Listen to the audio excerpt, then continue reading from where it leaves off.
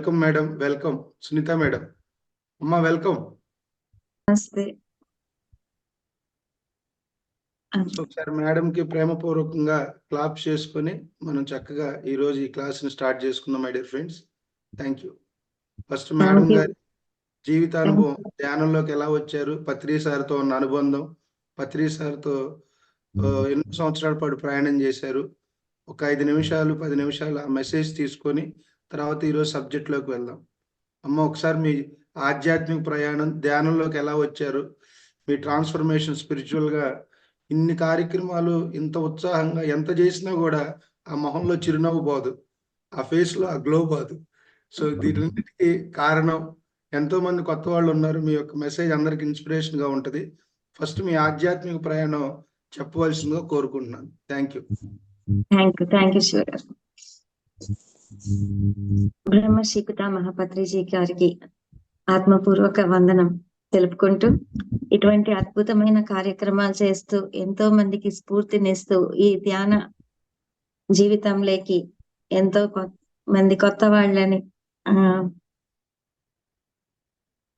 అవకాశం ఇస్తూ వాళ్ళకి నేర్పిస్తూ ఎంతో మందికి దారి చూపిస్తున్న మహాతర్ ఫౌండేషన్ టీమ్ కి, ముఖ్యంగా శివ గారికి కృతజ్ఞతలు చెప్తున్నాను. ఎందుకంటే ధ్యానం అన్నది ప్రతి ఒక్కరి జీవితం యొక్క ధ్యేయం. అంటే మన లైఫ్ పర్పస్. ప్రతి ఒక్కరికి, భూమి పైన పుట్టిన ప్రతి ఒక్కరికి కూడా ధ్యాన సాధన అన్నది వాళ్ళ లైఫ్ పర్పస్. కానీ చాలా మంది తెలియకుండా, దారి చూపే వాళ్ళు లేకుండా, మన తల్లిదండ్రులు చెప్పట్లేదు, గురువులు చెప్పట్లేదు, స్కూల్స్ లో కాలేజెస్ లో అస్సలు దీని గురించిన ఎటువంటి మనకి క్లూస్ కూడా అస్సలు ఎక్కడ కూడా దొరకట్లేదు. సో ఎంతో మంది మనల్ని మిస్గైడ్ చేస్తూ మన సహజత్వానికి ఎంతో దూరంగా మనం ప్రయాణం చేసేలాగా చుట్టూ మనకి క్రియేట్ చేయబడిన ఇటువంటి ఒక సిచ్యువేషన్ లో ఒక మహానుభావుడు బ్రహ్మర్షి పితామహ పత్రిజీ గారు వచ్చి అందరినీ తట్టి లేపుతూ నువ్వు అంటే ఇది అని మనల్ని చూపిస్తున్న ఈ మార్గం అన్నది ఎంతో గొప్ప మార్గము. ఇలాంటి ఒక మార్గంలో మనమందరం ఉండడం మన ఎన్నో జన్మల పుణ్యఫలం అని చెప్పచ్చు. సో నా జీవితంలోకి ధ్యానము 2002లో ఈ ధ్యానం అన్న వార్త విన్నాను, కానీ 2004 నుంచే చేశాను. సో 2 ఏళ్ళు పట్టింది నాకు ఈ విన్నా కూడా దాన్ని అందుకోవడానికి. కాబట్టి అలాంటి తప్పులు చేయకుండా విన్న వెంటనే మనం దీన్ని పట్టుకోవాలి. ఎందుకంటే ఇప్పుడు ఉన్న పరిస్థితులు మనల్ని ఎంతో ఒత్తిడికి లోను చేస్తున్నాయి. ఎన్నో భయాలతో మనం జీవిస్తున్నాం, ఎంతో బరువులు మోస్తూ జీవిస్తున్నాం. కానీ ఆడుతూ పాడుతూ హాయిగా ఆనందంగా జీవించాలి అన్నది మానవుడి యొక్క లక్ష్యం. సో ఆ లక్ష్యాన్ని అందుకోవాలి అంటే ధ్యాన సాధన మన జీవితంలో చాలా చాలా ముఖ్యం. సో 2004 జనవరి నుంచి నేను శ్రద్ధగా ధ్యానం చేయడం. అప్పుడు కూడా నాకు అసలు 5 నెలలు పట్టింది ధ్యాన స్థితి అన్నది అనుభవం తెచ్చుకోవడానికి. కానీ ధ్యానం చెయ్యాలి, ధ్యానం మనకి చాలా ఇంపార్టెంట్ అని అర్థమయ్యింది 2003 డిసెంబర్లో మా పిల్లల యొక్క అనుభవాలు చూసి. అంతవరకు కూడా ఏ కష్టం వస్తే కళ్ళు మూసుకుంటాం, ఏదైనా అవసరం అయితే, ఏడుపు వస్తే, శరీరానికి ఏదన్నా బాధ వస్తే అప్పుడు మాత్రమే కళ్ళు మూసుకునేవాళ్ళం. మాస్టర్స్ వస్తే క్లాసులు వినేటప్పుడు కళ్ళు మూసుకొని ధ్యానం చేసేవాళ్ళం. ఆ తర్వాత రెగ్యులర్ లేదనమాట. అలాంటి ఒక దీనిలో నుంచి రెగ్యులర్ గా చెయ్యాలి అని నాకు అనిపించింది. నా లోపల ఒక ఇది వచ్చిందంటే మా పిల్లల యొక్క అనుభవాలు చూసి ఇందులో ఏదో ఉంది, మనం పట్టుగా చెయ్యాలి అని శ్రద్ధగా చేయడం మొదలు పెట్టింది 2004 జనవరి నుంచి. అలా మొదలు పెట్టిన తర్వాత కూడా 5 నెలల పాటు ఆలోచనలు. కానీ అలారం పెట్టుకుని రోజు పొద్దున సాయంకాలం అరగంట కళ్ళు మూసుకొని కూర్చుని దాన్ని ఏమైనా కానీ నేను కళ్ళు మూసుకొని కూర్చుంటాను. దానికి ముందు నా జీవితం ఎలా ఉండిందంటే, పుట్టిన 8 నెలల బిడ్డ అప్పటి నుంచి కూడా నాకు హెల్త్ ప్రాబ్లం స్టార్ట్ అయింది, డైజెషన్ ప్రాబ్లం. సో దాని మూలంగా నాకు పోలియో అటాక్ అయింది. సో ఇవన్నీ ఆ ఒక 35 ఇయర్స్ వరకు కూడా నా పైన నాకు నమ్మకం లేదు. నా- అసలు ఎందుకు ఇలాంటి ఒక లైఫ్ తీసుకున్నాను, ఇలాంటి ఒక జీవితం అని చాలా బొడ్డుగా ఉండేదాన్ని. అందరికీ ముద్దొచ్చేసేదాన్ని, గట్టిగా ముద్దులు పెట్టేసేవాళ్ళు చిన్నప్పుడు. సో ఇవన్నీ కూడా ఎందుకు ఎందుకు అని ఆంధ్రాలో పుట్టాను, తమిళనాడుకి వచ్చాను, తర్వాత నాన్నగారికి వ్యాపారం అనేసి చెన్నైలో వచ్చి సెటిల్ అయ్యాము. సో ఏ భాష పూర్తిగా రాదు ఎందుకు.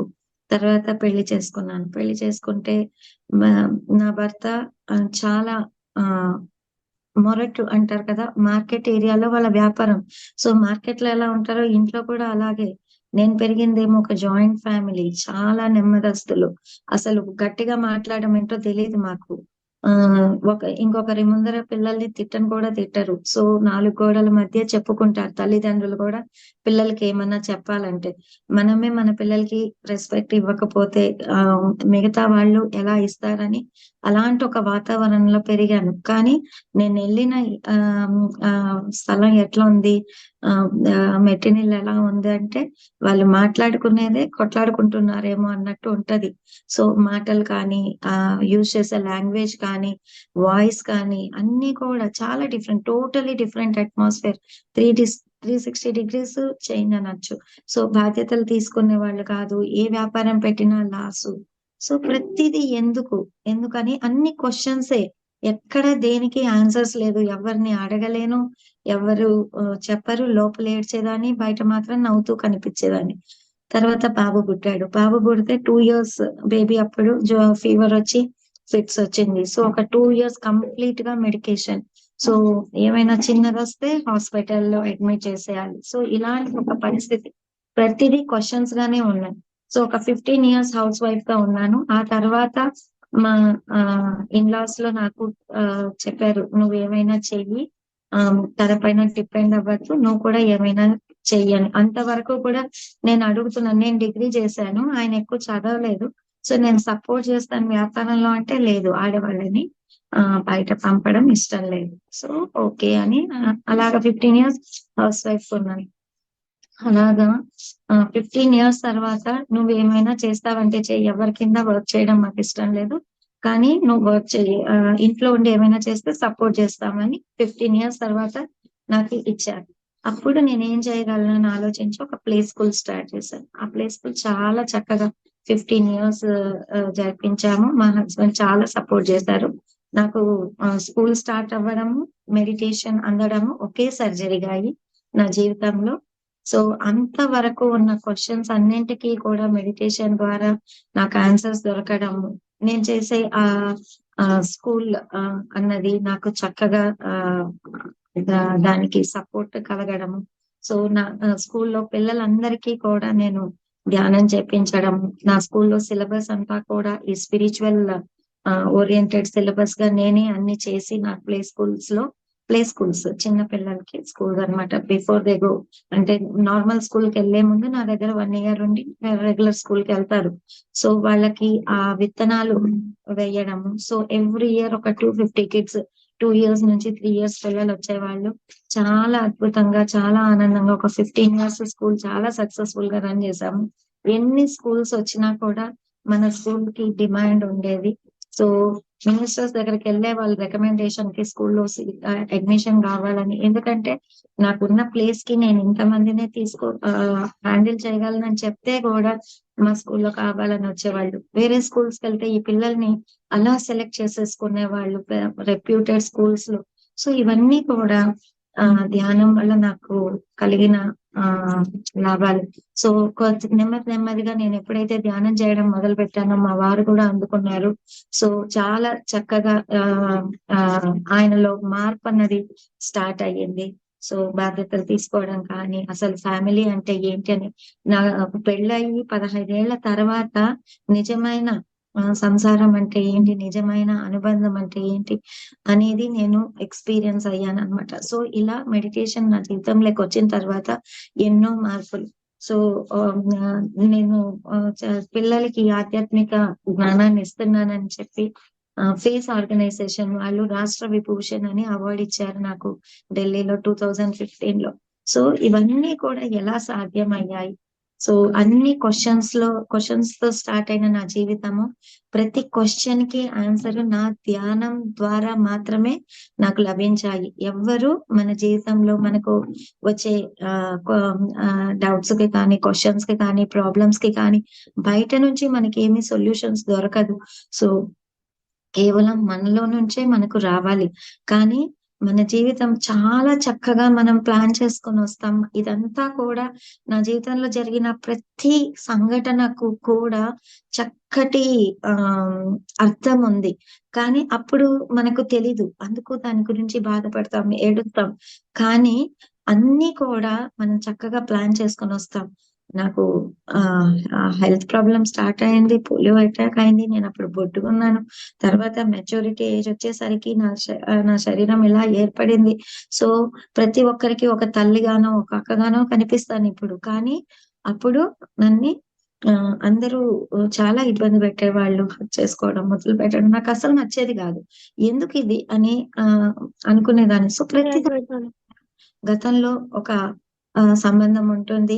సో దాని మూలకంగా మన లైఫ్ లో జరిగే సంఘటనలన్నీ కూడా ఇలాంటి ఒక హస్బెండ్ నాకు ఎందుకు వచ్చారు అట్లా అని ప్రతి దానికి ఆన్సర్స్ నా ధ్యానం ద్వారానే నాకు దొరికాయి. సో బయట నుంచి ఎక్కడ సొల్యూషన్స్ దొరకలే. ఎప్పుడైనా నాకు చాలా బాధ అనిపిస్తే పూజ గదిలో కూర్చొని దేవుడా నాకు ఇవన్నీ తట్టుకునే శక్తినివ్వు అని కోరుకొని వచ్చేసేదాన్ని. తర్వాత ఒక్కొక్కసారి హాస్పిటల్స్ కి వెళ్ళినప్పుడు ఇది లేని జీవితం నాకు దొరకదా అని అనుకునేదాన్ని. సో ఇవన్నింటికి సొల్యూషన్ కేవలం ధ్యానం, ధ్యానం, ధ్యానం. సో ధ్యానం మొదలు పెట్టిన తర్వాత నాకు తెలియకుండా మాయమైపోయాయి. ఎట్లా పోయాయో తెలీదు. ఎంత బ్యాక్ పెయిన్ ఉండింది, అది ఎలా పోయిందో తెలీదు. డైజెషన్ ప్రాబ్లం ఉంది, ఎలా పోయిందో తెలీదు. నిద్దట్లో కళలు వచ్చేవి. పుట్టినప్పటి నుంచి కూడా ఒక 2 కళలు. కుప్పలు కుప్పలుగా పాములు, జోరుగా నీరు పారడం, నాకు భయం వేసేసేది. సో అవన్నీ ధ్యానం తర్వాత ఆ కళలు లేవు. నాకు నిజంగానే నీళ్లు చూస్తే భయం. నీళ్ళల్లో 3 సార్లు మునిగి కొట్టుకోపోయినా నన్ను పట్టుకొని లాగి అవుట్కి తీసుకొచ్చారు. అలా 3 టైమ్స్ జరిగింది నా లైఫ్ లో. గోవాలో ఒకసారి, తర్వాత ఇక్కడ కోనేరులో స్నానం చేస్తుంటే వెళ్ళిపోతున్నాను. తర్వాత పత్రిసార్తో ఉన్నప్పుడే బీచ్ లో కొట్టుకోబోతుంటే పత్రిసార్ లాగి తీశారు. అట్లాగా 3 సార్లు జరిగింది నా జీవితంలో. సో నీళ్ళకి నాకు ఏదో కనెక్షన్ ఉంది, ఏదో ఫోర్బియా. నీళ్ళ చూస్తేనే నాకు లోపల నుంచి భయం వస్తది. అంటే నీళ్ళలో కాలు పెట్టాలంటే, చూస్తే కాదు కాలు పెట్టాలంటే. అలా గత జన్మల్లో ఉన్న ఆ కనెక్షన్స్ అవి మనకి కళల్లో కానీ అట్లాగా జరుగుతూ ఉంటాయి. సో ఆ భయం వచ్చేది. సో వీటన్నింటికి కూడా నాకు ఆన్సర్స్ దొరికాయి నా ధ్యాన జీవితంలో. తర్వాత నీళ్ళు చూస్తే ఇప్పుడు భయం లేదు, అలాంటి కళలు రావట్లేదు. మా వారు మారినారు చక్కగా. సో డాక్టర్ దగ్గరికి 20 years అయింది. మేము డాక్టర్ దగ్గరికి అస్సలు మా ఫ్యామిలీలో ఎవ్వరూ వెళ్ళలేదు. సో డాక్టర్స్ ని చూసి 20 years అయింది. అంతకుముందు 35 years నా జీవితం డాక్టర్స్ తోనే సగం గడిచింది. నేనే సగం డాక్టర్ అయిపోయా. అలాంటి జీవితం ఎలా మారిందంటే కేవలం ధ్యానం ద్వారా. సో పిల్లలకి కూడా, మన పిల్లలకి ఈ జ్ఞానాన్ని మనము చిన్నప్పటి నుంచే ఇవ్వాలి. మొక్కై వంగనిది మానై వంగన అంటారు కదా. సో చిన్నప్పటి నుంచే నా పిల్లల్ని నేను చూశాను. వాళ్ళలో ఎంత మార్పు వచ్చింది, వాళ్ళు ఎలా పెరిగారు. మా పిల్లలు పాప 5 years ఉన్నింది, బాబు 10 years ఉన్నారు. ఈ టైంలో నాకు ధ్యానం అందింది. సో వాళ్ళు ఎక్కువ ధ్యానం చేస్తారా, రోజు గంటలు గంటలు చేస్తారా అంటే కాదు. కానీ ఈ జ్ఞానంతో పెరిగారు. కంప్లైంట్స్ ఉండకూడదు అని, తర్వాత ప్రెసెంట్ లో ఉండాలని. సో మేము మాలో వచ్చిన మార్పు పిల్లల్ని మేము చూడటము, వాళ్ళు ఇదే జ్ఞానంతో పెరిగారు. మాస్టర్స్ వస్తే అక్కడ ఇంట్లోనే మాకు మాస్టర్స్ 8 years మాస్టర్స్ ఆంధ్ర నుంచి పిలిపించుకొని విని విని విని మేము ఇలా తయారయ్యాము. సో పత్రి గారితో చాలా దగ్గరగా నేను ట్రావెల్ చేశాను. అంటే ఎప్పుడు తమిళనాడు వచ్చిన పత్రి గారితో నేను ట్రావెల్ చేసేదాన్ని. మా ఇంట్లోనే ఉండేవాళ్ళు 8 years. సో చాలా దగ్గరగా చూసాను. పత్రి గారి యొక్క జ్ఞానాన్ని అంత అద్భుతంగా తీసుకున్నాను. సో కాబట్టి మా జీవితాల్లో చాలా తొందరగా మార్పులు వచ్చాయి. సో చాలా అద్భుతమైన జీవితం ఇప్పుడు నేను జీవిస్తున్నాను. ఇప్పుడు స్కూల్స్ అన్ని కూడా క్లోజ్ చేసేసి పూర్తిగా ఈ ధ్యాన సేవకి అంకితం చేశాము. సో నా గోల్ ఏంటంటే ప్రతి ఒక్కరికి ధ్యానం అందాలి. అది చిన్న వయసులోనే కాబట్టి ఎక్కువ స్టూడెంట్స్ మీద నేను ఫోకస్ చేస్తూ ఉంటాను.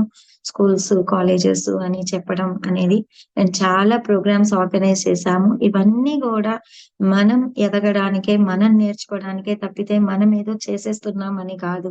మనం చేస్తున్న ప్రతి పనిలోనూ మనం ఎంతో నేర్చుకుంటాము. సో అలా నాకు సేవ చేయడానికి ఎన్నో అవకాశాలు వచ్చాయి. ఏ అవకాశాన్ని నేను వదలలేదు. ప్రతిదీ ప్రాపర్ గా యూటిలైజ్ చేసుకున్నాను. ఎందుకంటే నేను ఎదగాలి అనుకున్నాను కాబట్టి, నేను నేర్చుకోవాలి అని అనుకున్నాను కాబట్టి. సో థ్యాంక్ యూ నాకు ఈ అవకాశం ఇచ్చినందుకు నా గురించి నేను చెప్పడానికి. సో ఈ రోజు మనము ఆత్మ యొక్క దశల గురించి మనం తెలుసుకోబోతున్నాము. సో ఆ సబ్జెక్ట్ మీద మనం మాట్లాడబోతున్నాం. సో ఫస్ట్ ఒక్క నిమిషం. యా, ఇంకో చిన్న డౌట్. ఇప్పుడు ఇది నా డౌట్ కాదు, ఈ డౌట్ ద్వారా అందరికి ఆన్సర్ వస్తుంది. యా, జనరల్ గా 1 గంట పని చేస్తేనో, ఒక 2 గంటలు పని చేస్తే, ఒక హాఫ్ డే వర్క్ చేస్తే మనిషి స్ట్రెయిన్ అవుతాడు. యా. కానీ మీరు అలుపేరకుండా మేడం చేసే కార్యక్రమాలన్నీ 100 మందితో, 200 మందితో ఉండండి, 1000 మందితో ఉంటాయి. మరి అంత చేసినా కూడా మొహం పైన చిరునవ్వు నవ్వదు, ఎక్కడా శక్తి తగ్గదు. దీని వెనకాల ఉన్న రహస్యం చెప్పాలి. రహస్యాలు ఏం లేవు. ప్రతిదానికి ధ్యానమే సొల్యూషన్. అంతకు ముందు గంటసేపు వర్క్ చేస్తే గంటసేపు పనుకోవాలి. నా పరిస్థితి అదే. సో చాలా వీక్ ఉండేది బాడీ. అలాంటిది ధ్యానం చేసిన తర్వాత నాకు తెలియకుండానే యాక్టివ్ అయిపోయా. సో 24 గంటలు పనిచేసినా యాక్టివ్గా ఉన్నా. సో అంతకు ముందు నేను ఇంతే చెయ్యగలను అని ఒక లిమిటేషన్ ఉండేది. తర్వాత నేను స్కూల్స్ రన్ చేస్తున్నా. తర్వాత ఇన్సూరెన్స్ కన్సల్టెంట్ గా వర్క్ చేస్తున్నా. మళ్ళీ అది కాకుండా మార్నింగ్ 5 to 7 మా స్కూల్ ని ఎలా యూజ్ చేసుకున్నామంటే ఆ ప్రెమిసెస్ ని 5 to 7 మెడిటేషన్ కి. తర్వాత 9 o'clock కి స్కూల్ స్టార్ట్ అవుతుంది. మా స్కూల్ కి ఇంటికి 3 kilometers ట్రావెల్ చేయాలి. 3 to 5 kilometers ట్రావెల్ చేయాలి. సో మార్నింగ్ ఒకసారి వెళ్ళి వచ్చి మళ్ళీ ఇంట్లో అన్ని కుక్ చేసుకొని తర్వాత మళ్ళీ స్కూల్కి వెళ్ళి 9 to 1 స్కూల్లో ఉంటాను. తర్వాత మళ్ళీ వచ్చి మళ్ళీ ఎక్స్ట్రా కరికులర్ యాక్టివిటీస్, డాన్స్, సంగీతము, సో మాస్టర్స్ ని పెట్టి జరిపించేదాన్ని. నేను అబాకస్ చెప్పించేదాన్ని, హిందీ చెప్పించేదాన్ని. తర్వాత సో అట్లాగా నాకున్న ఆర్ట్స్ ని నేను హ్యాండ్ రైటింగ్ క్లాసెస్ అని అలాగా నేను చెప్పించేదాన్ని. మిగతా మాస్టర్స్ ని పెట్టి అవి ఆర్గనైజ్ చేసేదాన్ని. సో ఆ ప్రెమిసెస్ లో ఏం జరిగినా నా ప్రెసెన్స్ అక్కడ ఉండాలి. అవి చేసేదాన్ని. మెడిటేషన్ క్లాసెస్ చేసేదాన్ని. మ్యాగజైన్ చేసేవాళ్ళం. డిటిపి చేసి కరెక్షన్స్ చేసేదాన్ని. క్లాసెస్ జరిగితే ఎక్కడైనా మేము క్లాసెస్ ఆర్గనైజ్ చేసేవాళ్ళం. స్కూల్లో ఈవినింగ్ గ్రూప్ మెడిటేషన్ ఉండేది. మళ్ళీ అట్లాగే ఎక్కడైనా క్లాసెస్ అంటే వెళ్ళే వాళ్ళం. ఇన్ని చేస్తూ పిల్లలకి ట్యూషన్స్ ఏమీ లేవు. నేనే కుక్ చేసేదాన్ని, పిల్లలకి చెప్పించేదాన్ని. ఇన్ని చేస్తూ ఇంకా నాకు టైం ఎలా సాధ్యమవుతుంది? అంతకు ముందేమో అసలు దేనికి టైం లేదు, ఏమీ చేయలేను. అసలు అంత వీక్ గా ఉండేదాన్ని. ఇప్పుడు ఇన్ని వర్క్స్ చేస్తున్నా కూడా మళ్ళీ నాకు టైం ఉంది ఇంకా అని అనిపించేది. నాకే డౌట్ వచ్చేది ఎలా సాధ్యమని సార్ని అడిగానప్పుడు. సార్ అప్పుడు ఎలా ఉన్నాను, ఇప్పుడు ఎలా ఉన్నాను, ఎలా సార్ అంటే అప్పుడు సార్ చెప్పారు, మనం మెడిటేషన్ చేస్తున్నప్పుడు ఏ పని అయితే చేస్తున్నామో మనం ఆ పని అయిపోతాం. అంటే ఎక్కడుంటే అలా అయిపోతాం. అంటే ఇంట్లో ఉంటే ఒక తల్లిగా, స్కూల్లో ఉంటే ఒక ప్రిన్సిపల్ గా, అలా క్లాస్కి వెళ్తే ఒక టీచర్ గా, ఒక క్లాస్ వింటుంటే ఒక స్టూడెంట్ గా. సో ఇలాగా మనం ఏ వర్క్ అయితే చేస్తున్నామో మనం అలా పూర్తిగా అలా అయిపోతే సో మనము ఎనర్జీ లాస్ చెయ్యము, ఎనర్జీ గెయిన్ చేస్తూ ఉంటాము అని చెప్పారనమాట. సో అదే సీక్రెట్. సో మనం మెడిటేషన్ చేసినప్పుడు లివింగ్ ఇన్ ప్రెసెంట్ మూమెంట్ అనేది ఆటోమేటిక్ గా మనకు అలవాటు అయిపోద్ది. సో అప్పుడు మనం ఎనర్జీ లాస్ అవ్వం, ఎప్పుడు ఎనర్జెటిక్ గా ఉంటాం. సో అదే secret. Thank you for the question.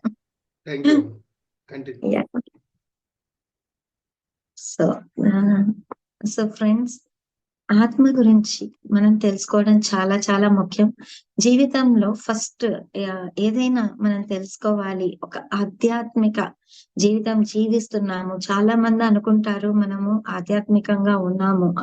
ఆధ్యాత్మికం అంటే భక్తి అని అనుకుంటారు చాలా మంది.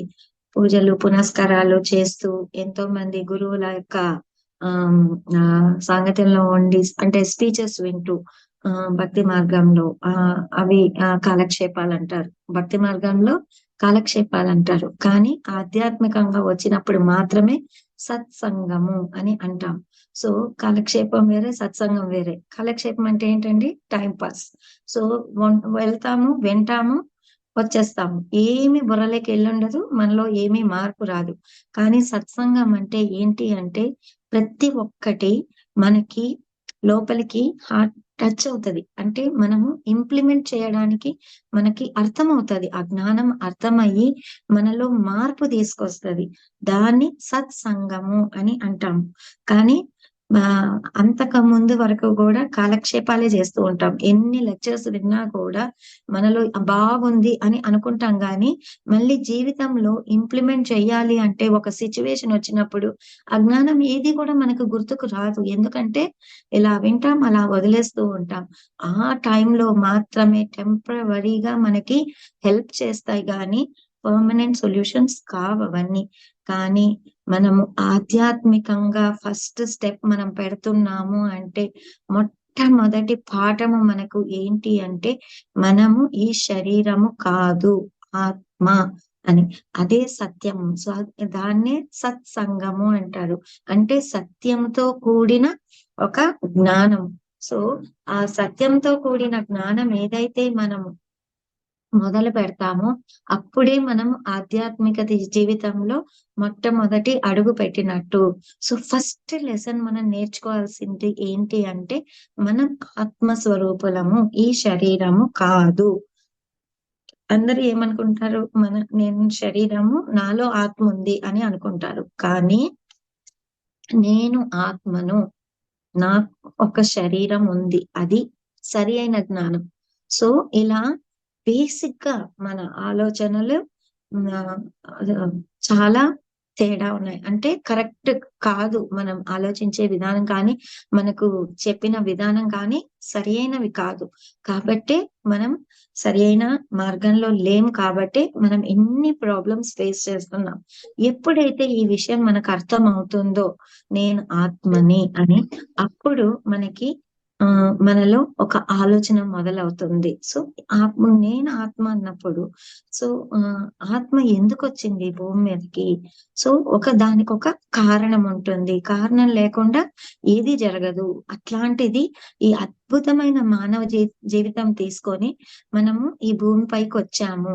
సో ఎందుకొచ్చాము? అసలు ఆత్మ అంటే ఏంటి? ఎలా ఉంటది? దాని ప్రయాణం ఏంటి? అన్నది మనం అర్థం చేసుకోవాలి. సో ఫస్ట్ ఒక ఆత్మ ఎప్పుడైతే ఫస్ట్ ఒక పూర్ణాత్మలో నుంచి ఎన్నో అంశాత్మలు ఆ పూర్ణాత్మ క్రియేట్ చేస్తుంది. ఎందుకు క్రియేట్ చేస్తుంది? ఆ పూర్ణాత్మ తన ఉన్న స్థితిలో నుంచి ఇంకా ఉన్నత స్థితికి వెళ్ళాలనుకుంటది కాబట్టి, ఎంతో జ్ఞానం కావాలి అని అనుకుంటది కాబట్టి, ఒక్కటే నేర్చుకోవాలంటే చాలా కష్టం కాబట్టి, చాలా అంశాత్మలను సృష్టించుకొని వాటి వల్ల వచ్చే అనుభవాల ద్వారా జ్ఞానాన్ని తీసుకుంటూ అది ఎదుగుతుంది. సో మనం ఎప్పుడైతే మనం ఒక ఒక కంపెనీకి ఒక ఓనర్ ఉంటారనుకోండి, అన్ని పనులు తనే చేసేయలేడు కదా! సో ఎంతో మందిని అపాయింట్‌మెంట్ చేసుకుంటాడు కదా! నువ్వు ఈ వర్క్ చెయ్యి, ఈ వర్క్ చెయ్యి, ఈ వర్క్ చెయ్యి. సో అందరి సహాయంతో తను ఎదుగుతాడు. వాళ్ళకు సపోర్ట్ ఇస్తాడు. అలాగే ఒక పూర్ణాత్మ తను ఎదగాలనుకున్నప్పుడు ఎన్నో అంశాత్మలను క్రియేట్ చేసి, ఆ అంశాత్మల ద్వారా జ్ఞానాన్ని పొంది తను ఎదుగుతూ ఆ ఆత్మలకి ఎదగడానికి అవకాశం ఇస్తూ ఉంటుంది. అలా ఒక అంశాత్మ ఈ భూమిపైకి వచ్చినప్పుడు మొట్టమొదటిగా ఖనిజ రాజ్యంలోకి ఎంటర్ అవుతుంది. అంటే 5 కింగ్డమ్స్ ఉంటాయి. ఏమేమి? Mineral Kingdom, plant Kingdom, animal Kingdom, human Kingdom, divine Kingdom. So ఇలా 5 కింగ్డమ్స్ ఉంటాయి. అంటే రాజ్యాలు. ఖనిజ రాజ్యము, వృక్ష రాజ్యము, జంతు రాజ్యం. సో అలాగా ఆ ఉంటాయన్నమాట. సో ఈ 5 కింగ్డమ్స్ లో ఫస్ట్ ఖనిజ రాజ్యంలోకి ఎంటర్ అవుతది. సో ఖనిజ రాజ్యంలోకి ఎంటర్ అయినప్పుడు అద్భుతమైన పాఠాలు నేర్చుకుంటది ఆ ఆత్మ. సో రాయిలో కూడా, మట్టిలో కూడా ఆత్మ ఉంది, జీవం ఉంది. సో మనం అది అర్థం చేసుకోవాలి. అద్భుతమైన పాఠాలు, ఏం పాఠాలు నేర్చుకుంటది? సహనము అన్న పాఠం నేర్చుకుంటది. సో ఎంతో గాలికి, నీటికి, ఎండకి అది తట్టుకొని ఒడిదడుకుల్ని ఇది చేసుకొని ఒక్కొక్క పరిణితి చెందుతూ అక్కడ అద్భుతమైన జ్ఞానం పరిపూర్ణంగా తీసుకున్న తర్వాత ఒక క్రిస్టల్ గా మారుతుంది. సో ఖనిజ రాజ్యంలో ఎక్కువ శక్తి ఉన్న ఇది ఏదంటే ఒక క్రిస్టల్ అని చెప్పచ్చు. సో అలాంటి ఒక క్రిస్టల్ గా మారిన తర్వాత ఆ ఆత్మ ఒక వృక్ష దీనిలోకి వస్తుంది, ప్లాంట్ కింగ్డమ్ లేకి వస్తుంది. సో అంతవరకు కూడా అది ఒక కదలలేదు. సో ఒక్క చోటే ఉండగలదు. సో తన ప్రమేయంతో తను ఏమి మూమెంట్స్ అనేది ఉండదన్నమాట. కాబట్టి అక్కడ ఆ పాఠం నేర్చుకుని వృక్ష రాజ్యంకి వచ్చాక ఆ వృక్ష రాజ్యంలో ఏమవుతది? సో చెట్టు కూడా ఒక చోటే ఉంటది కానీ పెరుగుతది. అది ఒక రకంగా పెరుగుతూ ఉంటది అనమాట. సో వృక్ష రాజ్యంలో కూడా ఆత్మస్వరూపం ఉంది. సో మనము రాయిలో దేవుడు ఉన్నాడంటే నమ్ముతాం, రాయికి పూజ చేస్తాం. చెట్టులో దేవుడు ఉన్నాడంటే నమ్ముతాం, చెట్టుకి పూజ చేస్తాం. జంతువులో దేవుడు ఉన్నాడంటే నమ్ముతాం, జంతువుకి పూజ చేస్తాం. మనిషిలో కూడా దేవుడు ఉన్నాడంటే నమ్మం. సో మనము ఆత్మ ఎదుగుతూ ఎదుగుతూ ఎదుగుతూ మనము మానవ జన్మ తీసుకున్నాం. ఎంతో ఎదిగిన ఆత్మే మానవ జన్మ తీసుకోగలదు. అది మనం అర్థం చేసుకోవాలి. సో వృక్ష సామ్రాజ్యంలో ఉన్నప్పుడు ఏం పాఠాలు నేర్చుకుంటాము? ఏమి ఎక్స్పెక్ట్ చేయకుండా ఇవ్వాలి అన్నది మనము నేర్చుకుంటాము. సో ఇవన్నీ మనకు ఇప్పుడు మానవ జీవితంలో సహనం కోల్పోతున్నాము, ఎక్స్పెక్టేషన్స్ లేకుండా ఇవ్వడం అనేది మర్చిపోతున్నాము. సో అన్న ప్రతి ఒక్కరికి ఉపయోగకరంగా ఉండాలి. సో ఒక వృక్ష రాజ్యం నుంచి మనం ఎన్ని పొందుతున్నాం?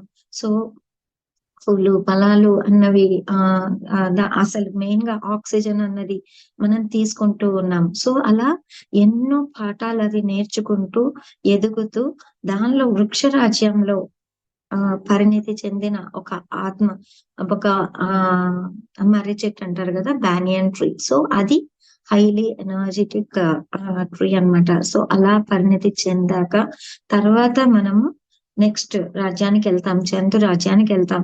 జంతు రాజ్యానికి వెళ్ళాక మనము అక్కడ మనము కదలగలుగుతాం. ఒక చోట నుంచి ఒక చోటకి జంతువులు వెళ్ళగలుగుతాయి. సో కానీ ఫస్ట్ అవి ఒక అడవిలో జంతువుల్లాగా, తర్వాత మనుషుల దగ్గర ఉంటే ఈ డొమెస్టిక్ అనిమల్స్ అంటారు కదా, పెంపుడు జంతువుల్లాగా, అలా మనం నెమ్మదిగా పరిణితి చెందుతూ వస్తాం. సో కొన్ని ఆత్మలు తొందరగా నేర్చుకొని ఆ పాఠాలు ఏవి మర్చిపోకుండా కొన్ని అద్భుతంగా పరిణితి చెందుతాయి. అలాంటివి మనకి వాటర్ లో ఉన్న అనిమల్స్, అక్వాటిక్ అనిమల్స్ అంటాం. సో అలాగా తర్వాత పక్షులుగా పరిణితి చెందుతాయి. అక్కడి నుంచి డైరెక్ట్ గా అవి డివైన్ కింగ్డమ్ కి, అంటే ఏంజలిక్ కింగ్డమ్ కి వెళ్ళిపోతాయి అన్నమాట. అవి మళ్ళీ మానవ జన్మ తీసుకోవాల్సిన అవసరం ఉండదు. డబుల్ ప్రమోషన్ లాగా ఒక నీళ్ళల్లో ఉన్న చేపలు ఇవన్నీ కూడా డైరెక్ట్ గా ఏంజలిక్ కింగ్డమ్ లోకి వెళ్ళిపోతాయి. పక్షులన్నీ కూడా నెక్స్ట్ ఏంజలిక్ కింగ్డమ్ లోకి వెళ్ళిపోతాయి. కానీ పాఠాలు ఏవైతే మిగిలిపోతాయో అవి నేర్చుకునే ప్రాసెస్ లో మనము క్రూర జంతువులుగా, తర్వాత పెంపుడు జంతువులుగా మనము పరిణితి చెందుతూ వస్తామన్నమాట. సో ఎప్పుడైతే ఆ జంతు రాజ్యంలో మనము జంతు రాజ్యంలో ఉన్నవి చాలా ఎదిగిన ఆత్మలు, వాటికి ఎమోషన్స్ అన్నవి ఉంటాయి. సో అది దానికి నొప్పి అన్నది ఉంటది, దానికి బాధ అన్నది ఉంటది, ప్రేమ అన్నది ఉంటది. సో అది ఆ పిల్లల్ని కని దాన్ని కేర్ తీసుకుంటూ ఉంటది. సో ఎన్నో నేర్పిస్తాయి. జంతు రాజ్యంలో నుంచి మానవులకి ఎన్నో పాఠాలు నేర్చుకోవచ్చు మనకి. సో వాటికి ప్రకృతి యొక్క ఏదైనా ప్రకృతిలో డిస్టర్బెన్స్ వస్తోంది, ఒక సునామీ వస్తుంది, ఒక ఎర్త్‌క్వేక్ వస్తుంది అంటే దానికి వెంటనే తెలిసిపోతది. అది అక్కడి నుంచి పారిపోతది. కానీ మానవులకి అంత శక్తి లేదు. దానికి ఇంట్యూషన్ పవర్ ఉంటది. సో అది స్పర్శ అన్నది గాని, ఆ సౌండ్ అన్నది గాని అది చాలా తొందరగా గ్రాస్ప్ చేయగలుగుతది. సో అలా ఉంటూ మనకి ఎంతో సహాయపడుతూ అది జీవిస్తూ ఉంటదనమాట. సో ప్రతి ఒక్కరము కూడా మన ప్రకృతి, మన భూమి అంటే మానవులు మాత్రమే కాదు. రా రాళ్ళు, రప్పలు, చెట్లు, చేమలు, జంతువులు, పక్షులు ఇవన్నీ కూడా కలిపితేనే భూమి అవుతది. సో మానవులు అందరూ కలిపితేనే భూమి అవుతది. సో ఒక ఒక ఒక రాజ్యంకి మనం సపోర్ట్ చేసుకుంటూ మనం ఎదగడానికి మనం ముందుకెళ్ళాలి గానీ అన్నింటిని నాశనం చేస్తూ మనం మాత్రమే బతకాలి అనే స్వార్థంతో మనము జీవించకూడదు. సో జంతు ప్రపంచంలో కూడా మనము ఎంతో జ్ఞానాన్ని పొంది ఆ తర్వాతే మానవ జన్మ తీసుకుంటాము. సో మనము వృక్ష జాతిలో ఉన్నప్పుడు గాని, ఈ ఖనిజ జాతిలో ఉన్నప్పుడు గాని, ఈ జంతు ప్రపంచంలో ఉన్నప్పుడు కానీ గ్రూప్ సోల్స్ అంటారు. అంటే కొన్ని జంతువులకి కలిపి ఒక సోల్ ఉంటది. కొన్ని చెట్లకు కలిపి ఒక సోల్ ఉంటది. గ్రూప్ సోల్ అంటారనమాట. సో అలాగా గ్రూప్ సోల్ గా మనం వస్తాము. అండ్ ఎప్పుడైతే మానవ జన్మ తీసుకుంటామో అప్పుడు ఒక్కొక్క మానవుడికి ఒక్కొక్క ఆత్మ అంటే ఇండివిజువల్ సోల్ గా డివైడ్ అవుతామన్నమాట అక్కడ. సో మనము గ్రూప్ సోల్ నుంచి ఇండివిజువల్ సోల్ కి వస్తాము. సో అక్కడ ఏమంటే మనం చూడొచ్చు గ్రూప్ గా వెళ్తూ ఉంటాయి కొన్ని జంతువులు, గ్రూప్ గా వెళ్తూ ఉంటాయి పక్షులు, అలాగే గ్రూప్ గా పెరుగుతూ ఉంటాయి. సో అవన్నింటికి కలిపి ఒక సోల్ ఉంటదన్నమాట. సో అన్ని నేర్చుకునే పాఠాలు ఒక సోల్ కి చేరుతూ ఉంటాయి. కానీ ఎప్పుడైతే మానవ జన్మ తీసుకున్నామో సో అక్కడ పంచభూతాలతో కలిపి ఉంటాం. అంతవరకు కూడా ఒక్కొక్క రాజ్యంలో పంచభూతాల్లో ఏదైనా ఒక దీన్నే మనము బేస్ గా పెట్టుకొని జీవిస్తూ ఉంటాం. కానీ ఎప్పుడైతే మానవ జన్మ తీసుకుంటామో ఈ పంచభూతాలతో కలిపిన దేహం మనకి ఇవ్వబడుతుంది. ఆకాశ తత్వం అన్నది యాడ్ అవుతది అక్కడ. సో ఆకాశ తత్వం అంటే మనసు. సో ఆలోచన శక్తి ఇవ్వబడింది. సో ఈ ఆలోచన శక్తితో మనము ఎదగాలి, మనకి మనం ఎదగాలి అన్నది ఇంపార్టెంట్ అన్నమాట. సో అంతవరకు కూడా చెట్లు ధ్యానం చేస్తాయి, జంతువులు ధ్యానం చేస్తాయి, పక్షులు ధ్యానం చేస్తాయి. వాటికి సహజంగా ధ్యాన స్థితిలో ఉంటాయి అవి. కానీ ఎప్పుడైతే మనం మానవ జన్మ ఎత్తినామో అప్పుడు మన ఆలోచన ద్వారా, మన బుద్ధి ద్వారా, మన జ్ఞానం ద్వారా మనం ధ్యానం తెలుసుకొని సాధన చెయ్యాలి. సో అక్కడ మనకి ఈ సాధన చెయ్యాలి అన్నది మర్చిపోతాము.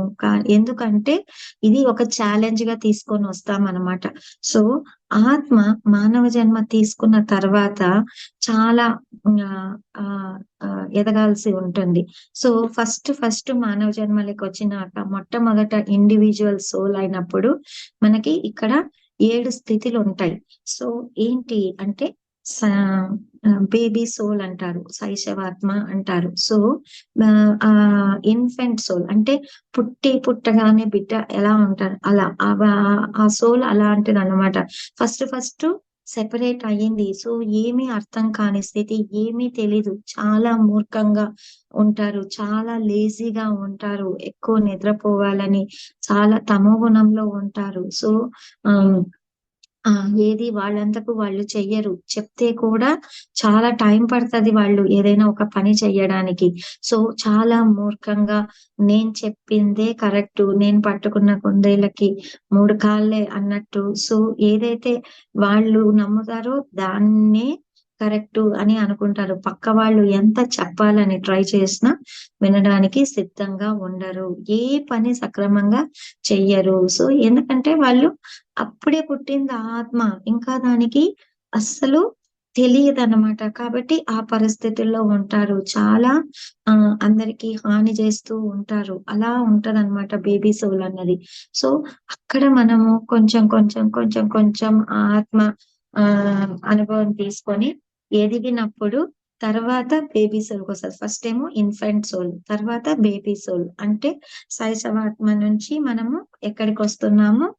ఆహ్ బాలాత్మకొస్తున్నాం. సో, బాలాత్మ అంటే ఏంటంటే, అక్కడ ఇంకా కనీసం ఇంకొకరికి హాని చెయ్యరు కానీ, అంటే మా మన చక్ర స్టేట్స్ అని గూడా చెప్పొచ్చు మనము.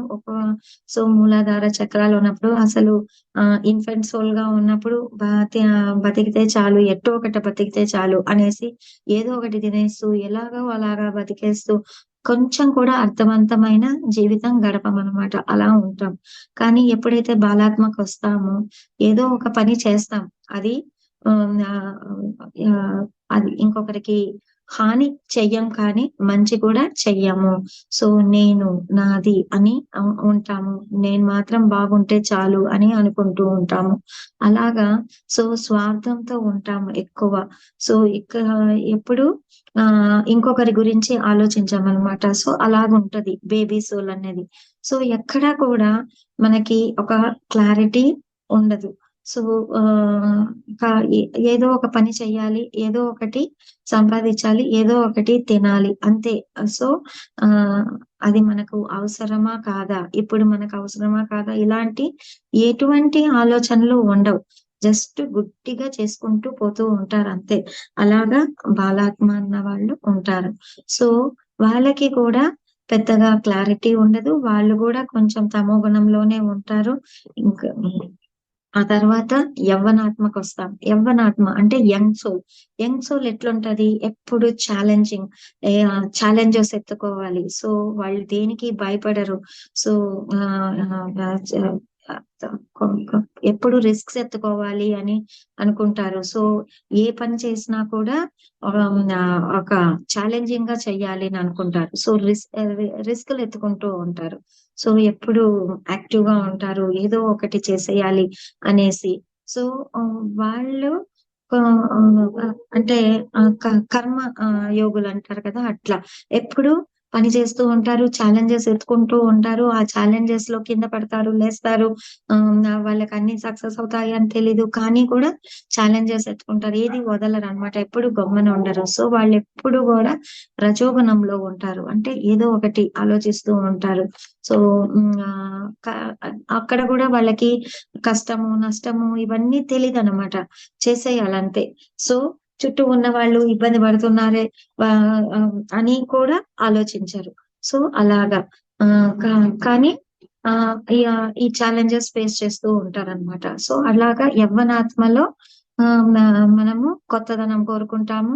ఛాలెంజెస్‌కి రెడీ అవుతాము. భయపడము. కానీ మొండి ధైర్యం అంటారు కదా! అలాగుంటదనమాట. సో, అలా చేస్తూ ఉంటాం. కానీ దాని తర్వాత ప్రౌఢాత్మ అని వస్తది. అంటే ఆహ్, ప్రౌఢాత్మ అంటే ఏంటంటే కొంచెం మెచ్యూరిటీ ఉంటది. మెచ్యూర్డ్ సోల్ అని అంటాం. అంటే మనం చేసే ప్రతి పనిలో కూడా అర్థం ఉండాలి. మనం ఆలోచించాలి. ఎవరికీ నష్టం కలిగించకూడదు అని ఒక ఆలోచనొస్తది. అన్ని పనులు చేస్తూ ఉంటారు. వాళ్ళకి మంచి చేసుకుంటారు. ఇంకొకరికి మంచి చేస్తూ ఉంటారు. కానీ వాళ్ళకు ఏదో ఒక వెలితి ఉంటది. అన్నీ బాగున్నాయి. కానీ ఇంకా ఏదో కొరతుంది అని వాళ్ళ ఫీలింగ్ ఉంటది. సో, అలా ఒక ఆలోచన వస్తున్న స్థితిలో ఉంటారనమాట. ఆళ్ళు మెచ్యూర్డ్ సోల్స్ అంటారు. సో, ప్రతి ఒక్కరి గురించి ఆలోచిస్తారు. సమాజం గురించి ఆలోచిస్తారు. సమాజానికి ఏదైనా చెయ్యాలి అని అనుకుంటారు. సో, అంతవరకు కూడా ఇవా ఫస్ట్ ఏమో అసలు ఎవరి గురించి పట్టించుకోరు. ఆ తర్వాత నేను మాత్రమే అని అనుకుంటూ ఉంటారు. ఆ తర్వాత నేను బాగుండాలి, నా కుటుంబం బాగుండాలి అని అనుకుంటారు. ఎప్పుడైతే మెచ్యూర్డ్ సోల్‌కొస్తారో సమాజం గురించి కూడా ఆలోచించడం మొదలుపెడతారు. సో, సమాజానికి ఏదైనా మంచి చెయ్యాలి. నేను ఏదైనా సేవా కార్యక్రమాల్లో పాల్గొనాలి అని అనుకుంటూ ఉంటారు. సో, బ్లడ్ డొనేషన్ క్యాంప్స్ అని ఇలాగా ఏదైనా క్లబ్స్‌లో మెంబర్ అవ్వడం కానీ, అలాంటి సేవ పనులు చేస్తూ ఉంటారు. వాళ్ళు అంటే మంచి చెయ్యాలి అని అనుకునే వాళ్ళు ఈ మెచ్యూర్డ్ సోల్స్. కానీ ఇవన్నీ చేస్తూ ఉన్నా కూడా లోపల ఏదో వెలతి ఉంది అని ఒక ఆలోచన ఉంటదన్నమాట.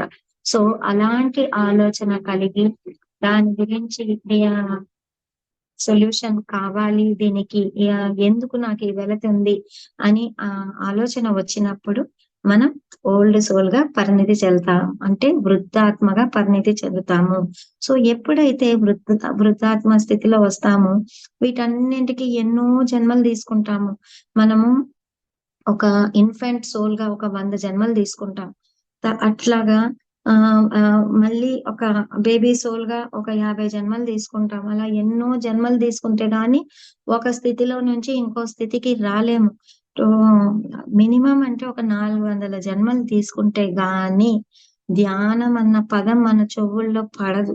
సో ఒక ఓల్డ్ సోల్ గా మనం అవ్వాలంటే 400 జన్మలు మనం ఆల్రెడీ మానవ జన్మలు ఎత్తుంటాం. సో అప్పుడు కానీ మనము ఈ వృద్ధాత్మగా తయారవ్వము. సో మన ధ్యానం అన్న వార్త మన చెవుల దాకా వస్తుంది అంటేనే మనం ఇన్ని జన్మలు ఎత్తినాము, మనం ఒక వృద్ధాత్మ అని అర్థం చేసుకోవాలి. సో అలాగా ఒక వృద్ధాత్మగా అయినప్పుడు మాత్రమే మనలో ఉన్న వెలితికి ఏంటి కారణం అనేది తెలుస్తది. ఒక ధ్యానం అన్నది మనకు అందుతుంది, సాధన చెయ్యాలి అని మనం అనుకుంటాము. మనము సాధన మార్గంలోకి వస్తాము, సాధన చేయడం మొదలు పెడతాము. ఎప్పుడైతే సాధన చేయడం మొదలు పెడతామో అప్పుడు మనం ఆత్మస్వరూపులం అని తెలుసుకుంటాము. సో ఆత్మ ఏ పాఠం అయితే నేర్చుకోవడానికి భూమిపైకి వచ్చిందో ఆ పాఠం మొదలు పెట్టడానికి ఎన్ని జన్మలు ఎత్తింది? 400 జన్మలు ఎత్తింది అనమాట. సో అంతవరకు కూడా ఎంతో సహనంతో ఆత్మ వెయిట్ చేస్తూ ఉంటుంది. ఈ జన్మకైనా తెలుసుకుంటానా, ఈ జన్మకైనా తెలుసుకుంటానా అంటే మానవ జన్మ ఎత్తినాక మనం ఆత్మస్వరూపులం అని తెలుసుకొని దాని గురించి అప్పుడు మనం ఆ ఆత్మ ఏ పాఠం నేర్చుకోవడానికి వచ్చిందో తెలుసుకుంటే కానీ ఆత్మ ఎదగదు. అంతవరకు కూడా చాలా స్లోగా ఉంటది ఎదగడం అన్నది. సో ఒక బ్యాంబూ చెట్టుని ఉదాహరణ తీసుకోవచ్చు ఆత్మ యొక్క ఎదుగుదలకి. ఎవరికైనా ఈ చెట్ల గురించి అవగాహన ఉంటే ఒక వెదురు అనే ఆ బ్యాంబూ చెట్టు ఎలా పెరుగుతుందో మీకు అవగాహన ఉంటే మనకి సహనం అన్నది ఏంటో మనకు తెలుసు. బ్యాంబూ మనము చెట్టు గాని నాటినామంటే రోజు మనం దాన్ని గమనిస్తూ ఉంటాం, ఎదుగుతుంది. ఒక చెట్టు నాటితే ప్రతి ఒక్కరికి ఒక ఇది ఉంటది కదా, ఎంత పెరిగింది అని చూస్తూ ఉంటాం కదా. సో అది 6 నెలలకు ఒకసారి 1 ఇంచు పెరుగుతుంది. అలాగా 3 ఏళ్ళు అయ్యేటప్పటికి 1 అడుగు పెరుగుంటది. సో ఆ 3వ ఏడులో అది ఒక నెలలో ఒక 10 అడుగులు అట్లా పెరిగిపోతది. అంటే అది అంత టైం తీసుకుంటది అన్నమాట శక్తిని పుంజుకోవడానికి. అంత ఫాస్ట్ గా ఎదగడానికి కావలసిన శక్తిని అంతా పుంజుకుంటూ ఒక్కసారి ఆకాశాన్ని అంటుకునేంత హైట్ కి అది పెరుగుతది. సో అలా ఒక్కొక్క నెలకి మనం ఈ రోజు చూసి రేపు చూసేసరికి పెరిగిపోయి ఉంటది. అలాగా 3 ఏళ్ల తర్వాత దాని ఎదుగుదల చూస్తే అంత ఫాస్ట్ గా ఉంటది అన్నమాట. అలాగే 400 జన్మలు తీసుకున్న మనము మన ఆత్మని మళ్ళీ దివ్యాత్మగా మార్చుకోవడానికి జస్ట్ 1 జన్మ చాలు. మనము ఈ జన్మ నుంచి ఆ జన్మకి మారడానికి. ఎందుకంటే వృద్ధాత్మగా తయారైన తర్వాత మనం ఆత్మస్వరూపులను తెలిసిన తర్వాత మన సాధన ద్వారా మనము 1 జన్మలో మనము దివ్యాత్మలుగా మారిపోగలము. సో అందుకే ప్రతి ఒక్కరము కూడా ఎప్పుడైతే వృద్ధాత్మగా అయ్యి మనము మానవ జన్మలు ఆఖరి జన్మలు అయ్యేటప్పుడే మనకు ధ్యానం అన్నది మన దాకా వస్తుంది. అది మనం అర్థం చేసుకోవాలి. సో వృద్ధాత్మలుగా మనం తయారవుతాం. సో అక్కడ ఎక్కువ సాధన చేస్తాం, మన గురించి మనం తెలుసుకుంటాం, మన మన క్వశ్చన్స్ కంతా ఆన్సర్స్ తెలుసుకుంటాం, నేను తెలుసుకున్నట్టు అలాగా మనం ఎదుగుతాం. ఆ తర్వాత మనము వృద్ధాత్మ నుంచి ట్రాన్సెండెంటల్ సోల్ అని అంటారు. అంటే ఒక విముక్తాత్మగా, అంటే మనము ఈ దుఃఖంలో నుంచి విముక్తి పొందుతాము, మనము ఆ ఈ బంధంలో నుంచి విముక్తి పొందుతాము. ఇలా అన్నింటిని విముక్తి అంటే ముక్తి స్థితికి మనం చేరుకోగలుగుతాము. అన్ని మనం పొందడమే కాదు, ఎన్నో జంతువులకి మనము విముక్తిని ఇయ్యగలుగుతాము. సో అంటే అందరికీ కూడా మనము ముందు మనకి మనము అన్నిట్లో నుంచి విముక్తి పొందగలుగుతాము. సో ఈ జన్మ పరంపరల నుంచి కూడా విముక్తి పొందగలుగుతాము. పునరపి జననం పునరపి మరణం అన్న ఒక ఇది దీనిలో నుంచి, ఆ జన్మ చక్రంలో నుంచి కూడా విముక్తి పొందగలుగుతాము. అలాంటి జ్ఞానాన్ని మనం తీసుకుంటూ ఉంటాము. సో ఆ తర్వాత మనము లాస్ట్ మనకి పూర్ణాత్మగా మనం కూడా మారిపోతాము. సో ఒక ఆత్మ వెళ్ళి పూర్ణాత్మలో మళ్ళీ కలవదు, మనమే ఒక పూర్ణాత్మగా మారిపోతాం. అందరు ఏమనుకుంటారు, మనం పూర్ణాత్మలో నుంచి వచ్చినా మళ్ళీ పూర్ణాత్మలోకి చేరిపోతాం అని అనుకుంటాం. కానీ అలా జరగదు. మనం కూడా ఒక పూర్ణాత్మగా మారుతాం, మనం కూడా ఒక క్రియేటర్ గా మారుతాం, ఎంతో కొత్త క్రియేషన్ చేయగలుగుతాము. సో మనమందరము కూడా సార్ ఎప్పుడు చెప్తూ ఉంటారు, కో క్రియేటర్స్, పిరమిడ్ మాస్టర్స్ అందరూ కూడా కో క్రియేటర్స్. ఒక కొత్త ప్రపంచాన్ని సృష్టించగలము, మన చుట్టూనే మనం ఒక కొత్త ప్రపంచాన్ని సృష్టించగలము. సో నేను ఎలాంటి జీవితం జీవించాను, ఇప్పుడు ఎలాంటి జీవితం జీవిస్తున్నాను, సో మనము ఏమనుకుంటే అది చేయగలుగుతాం. సో అందరినీ ఒకేలాగా చూడగలుగుతాం, ఏకత్వం లేకొస్తాం. సో ఇలాగా మనకి చాలా పరిణితి చెందుతాము. సో ఇవన్నిటికీ కారణం ఏంటి అంటే శక్తి, జ్ఞానము. సో అసలు ఆత్మ అంటే ఏంటి అంటే మూడు. పత్రి గారు ఒక లోగో తయారు చేశారు పిరమిడ్ స్పిరిచువల్ సొసైటీకి. ఆ లోగో చూస్తే మనకి ఆత్మ స్వరూపం అంటే ఏంటో అర్థం అవుతది. ఎనర్జీ, కాన్షియస్నెస్, విజ్డమ్, ECW అంటారు. అంటే ఎనర్జీ, కాన్షియస్నెస్, విజ్డమ్ అని అన్నమాట. సో ఆత్మ అంటే ఏంటి అంటే శక్తి, ఆత్మ అంటే ఏంటి అంటే చైతన్యం, ఆత్మ అంటే ఏంటి అంటే జ్ఞానం. సో ఈ మూడిటి కలయికే ఆత్మ. సో అది ఏదో రూపం తీసుకొని ఉండదు, అది మనలో శక్తి రూపంగా ఉంటుంది, జ్ఞాన రూపంగా ఉంటుంది, చైతన్య రూపంగా ఉంటది. సో మనం ఎప్పుడైతే మన చైతన్యాన్ని కొంచెం కొంచెంగా పెంచుకుంటూ ఉంటామో మన ఆత్మ ఎంతో గొప్ప స్థితికి వెళ్తుంది అనమాట. సో కొంతమందికి ధ్యానంలో కనిపిస్తది పెద్దగా అయిపోయినట్టు, గాల్లో తేలుతున్నట్టు, బరువుగా ఉన్నట్టు. ఇవన్నీ కూడా ఆత్మానుభవాలు అంటారు. సో మనం ఫీల్ చేయగలుగుతాం. సో ఎంతో జ్ఞానం అందుతుంది ధ్యానం ద్వారా. సో ఇవన్నింటి మూలకంగా మన ఆత్మ ఒక్కొక్క స్థితి నుంచి ఎదుగుతూ వస్తుంది. ఎన్నో వందల జన్మలు మనము పాఠాలు నేర్చుకొని ఈ స్థితికి వచ్చాము.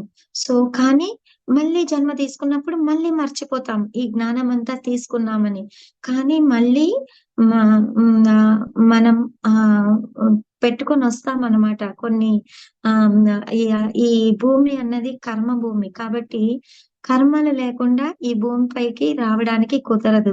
సో ఒక్కొక్క పని మనం చేసినప్పుడు అది కర్మగా మారుతుంది.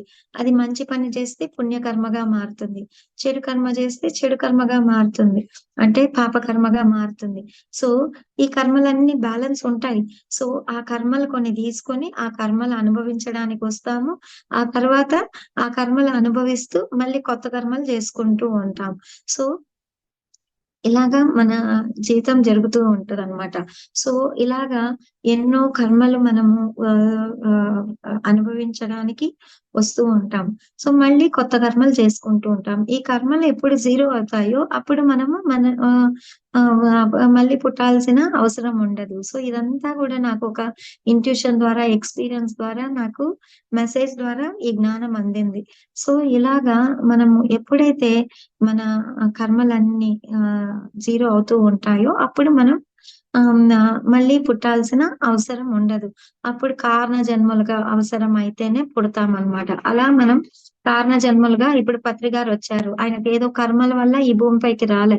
ఎంతో మందిని జ్ఞానవంతం చేయడానికి, ఎంతో మందికి దారి చూపించడానికి అవసరం ఉంటే, లైక్ ఎట్లయితే శ్రీకృష్ణుడు భగవద్గీతలో చెప్తారు కదా, ఎప్పుడైతే ఇది పెరుగుతుందో, పాపం అన్నది పెరుగుతుందో ఈ భూమి పైన, అప్పుడు నేను అవతరిస్తానని. సో వాళ్ళంతా కారణ జన్మలు. మనం ఎవరైతే ఇప్పుడు భగవంతుళ్ళు, గురువులు, యోగులు, ఋషులు, మహానుభావులు అని అనుకుంటున్నాము, గురువులని, మాస్టర్స్ అని అనుకుంటున్నాము, వాళ్ళందరూ కూడా కారణ జన్మలు. అలాగా మనం కూడా కారణ జన్మలుగా జన్మిస్తాము ఎదగడం ద్వారా. అందరూ మానవ జన్మ తీసుకొని ఆ స్థితికి వెళ్ళారు.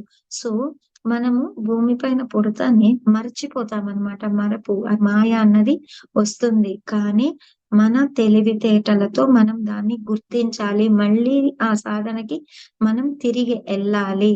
సో అది గుర్తు చేసుకోవడానికి మనకు మనము ఆత్మగా ఉన్నప్పుడు, ఆత్మకి తెలుసు మనం భూమిపైకి వెళ్తే మనం మర్చిపోతాము అని. కానీ ఆత్మ ఎదగాలంటే కంపల్సరిగా భూమిపైకి రావాల్సిందే. ఆత్మ నేర్చుకోవాలి అంటే భూమిపైకి రావాల్సిందే. ఈ సృష్టిలో ఒకే ఒక స్కూల్ ఆత్మకి, అది భూమి. కాబట్టి ఈ భూమిపైకి ఆత్మ ఎందుకు వస్తుందంటే పాఠాలు నేర్చుకోవడానికి మాత్రమే వస్తుంది.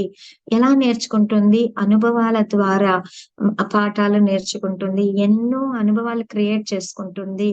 సో ఆత్మ వచ్చేకి ముందే తెలుసు భూమిపైకి వెళ్తే మనం మర్చిపోతామని. కానీ కూడా నేను వెళ్తాను అని మనం మర్చిపోయింది గుర్తు చేసుకోవడానికి, పలానా టైంలో నాకు ఇలాంటి ఒక జబ్బు రావాలి, పలానా టైంలో నాకు ఇలాంటి ఒక నష్టం రావాలి, ఎందుకంటే అప్పుడు కానీ నేను వెతకను, నా గురించి నేను తెలుసుకోవడానికి వెతకను. సో మనకు ఒక కష్టం వచ్చింది, మనకు ఒక రోగం వచ్చింది, మనకు ఒక నష్టం వచ్చింది అంటే అవి మనకి మేలు చేయడానికి వచ్చాయి. మన గురించి మనం తెలుసుకోవడానికి, మనల్ని మనం గుర్తు చేసుకోవడానికి వచ్చాయి. అవన్నీ మనము సృష్టించుకున్న గిఫ్ట్స్ అవి. సో దాన్ని కష్టంగా ఫేస్ చెయ్యకుండా యాక్సెప్ట్ చేస్తూ, ఇక్కడ నాకు అది ఏం పాఠం నేర్పించాలనుకుంటుంది ఈ సిచ్యువేషన్ అని మనం ఆలోచన మొదలు పెడితే దానికి సొల్యూషన్ దొరుకుతుంది. మనము మన గురించి తెలుసుకోవడానికి అవకాశం ఉంటుంది. సో ఆత్మ తనకు తను సృష్టించుకుంటుంది. సో దీనిలో నుంచి బయటపడాలంటే ఏం చెయ్యాలి అని వెతికినప్పుడు ధ్యాన సాధన దొరుకుతుంది అని ఆశపడి క్రియేట్ చేసుకున్న ఇవన్నమాట. సో ప్రతిదీ కూడా మనము సృష్టించుకుంటున్నాము, మనమే క్రియేట్ చేసుకున్నాం. సో నేను ఎప్పుడైతే ధ్యానం చేశానో అప్పుడే నాకు అర్థమయ్యింది. సో నేనే క్రియేట్ చేసుకున్నాను, ఇలాంటి భర్తను తెచ్చుకున్నాను, ఇలాంటి పిల్లల్ని తెచ్చుకున్నాను. సో నన్ను నేను తెలుసుకోవడానికి, నాలో సహనం పెంచుకోవడానికి, నేను ఈ ధ్యాన మార్గంలోకి రావడం కోసమని నాకు నేను తెచ్చుకున్నానని నాకు చాలా బాగా అర్థమైంది. సో జీవితంలో ప్రతి పాఠము చాలా ఇంపార్టెంట్, ప్రతి అనుభవము చాలా ఇంపార్టెంట్. అండ్ ఇంకొక ఇంట్రెస్టింగ్ అయిన విషయం ఏంటి అంటే, ఈ ఆత్మలన్నీ కూడా, ఈ శైశవాత్మ గాని, బాలాత్మ గాని, ప్రౌఢాత్మ గాని మన చుట్టూ ఉంటారు. సో అందరం కలిసే జీవిస్తున్నాం. శైవాత్మ తో వచ్చిన వాళ్ళు, ప్రౌఢాత్మలో వచ్చిన వాళ్ళు, వృద్ధాత్మలో వచ్చిన వాళ్ళు, ఈ విముక్తాత్మలో వచ్చిన వాళ్ళు, అండ్ పూర్ణాత్మగా ఉన్న వాళ్ళు అందరం కలిసి జీవిస్తున్నాం. సో కొంతమంది ఎంత చెప్పినా వినట్లేదు, కొంతమంది చాలా మూర్ఖంగా ఉన్నారు, కొంతమంది చాలా బాగా ఆలోచిస్తున్నారు, చిన్న పిల్లలప్పుడే పెద్దవాళ్ళలాగా మాట్లాడుతున్నారు. ఇన్ని రకరకాల మనుషులు మనకు కనిపిస్తున్నారంటే వాళ్ళ ఆత్మస్థితిలో వాళ్ళు ఉన్నారు. అది మనం అర్థం చేసుకోవాలి.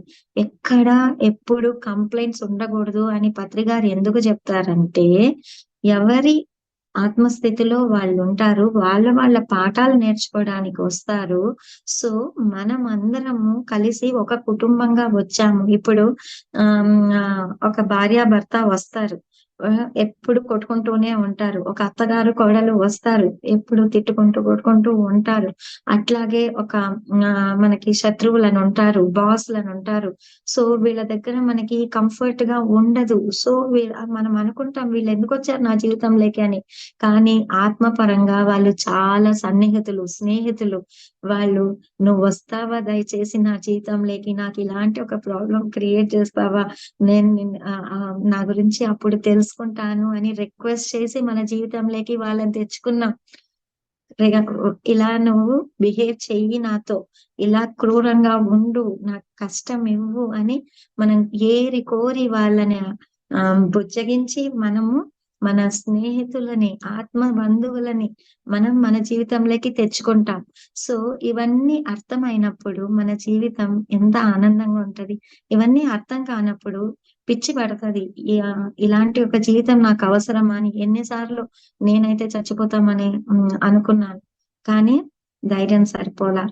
అలా ఎంతో మంది అందరూ కూడా ఈ అబ్బా ఆ ఇదేనా జీవితం అంటే అని కష్టపడుతూ ఉంటారు. ఎప్పుడైతే ఈ ఆత్మజ్ఞానం ఉండదో జీవితం అలాగే ఉంటది. సో ఇవన్నీ కూడా మనం వింటున్నాం, తెలుసుకుంటాం. ఇది ఇన్ఫర్మేషన్. ఎప్పుడైతే మనకి అర్థం అవుతుందో అది మనకి ఒక ఆ జ్ఞానం, అంటే జ్ఞానం కాదు, ఒక నాలెడ్జ్ అని అనుకోవచ్చు. కానీ ఎప్పుడైతే మనకు అనుభవపూర్వకంగా ఈ జ్ఞానం మనకు అందుతుందో అప్పుడే అది అసలైన జ్ఞానము, విజ్డమ్ అని అంటారు. So information, knowledge, wisdom. So ముందు మనకి ఇన్ఫర్మేషన్ వస్తది. తర్వాత మనం దాన్ని అర్థం చేసుకుంటాము. తర్వాత దాన్ని మనం ఆచరిస్తాము. సో ఎప్పుడైతే ఆచరణలో పెడతామో, పూర్వకంగా తెలుసుకుంటామో అప్పుడు అది జ్ఞానంగా మారుతుందన్నమాట. ఆ జ్ఞానమే ఆత్మకి కావాలి, విజ్డమ్ కావాలి. ఆ జ్ఞానం కోసమే భూమిపైకి వస్తుంది. సో అనుభవాలే దానికి జ్ఞానము.